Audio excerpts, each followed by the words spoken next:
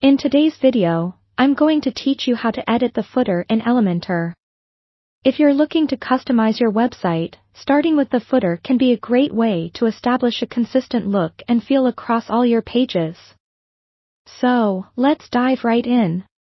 First, you'll want to open your WordPress dashboard. This is where all the magic happens. From here, navigate your way to Templates on the left-hand side menu, and then click on Theme Builder. This tool is essential for making changes to your website's global elements, including the footer. Once you're in the Theme Builder, you should see a tab labeled Footer. Click on this to reveal any existing footer templates.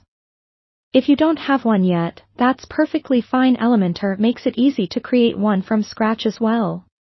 Click on the Add New button to start building your footer if necessary, or choose an existing one to edit. With your footer selected, you'll be taken into the Elementor editor interface.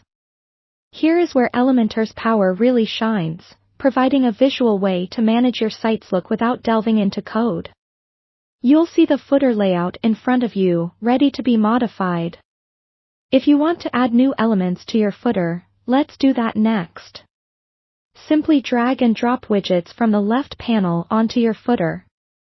Consider adding widgets like social media links, contact information, or even a subscription form, as these are commonly found in footers and can greatly enhance user engagement. Adjust their positioning and alignment according to your preferred style. Now, let's move on to styling these elements. Elementor offers extensive styling options. By clicking on any widget, you can access its settings, which include typography, colors, and spacings.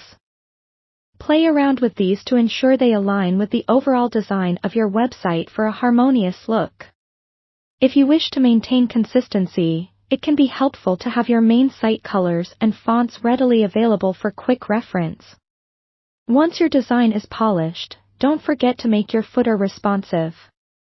Click on the responsive mode icon at the bottom of the Elementor panel.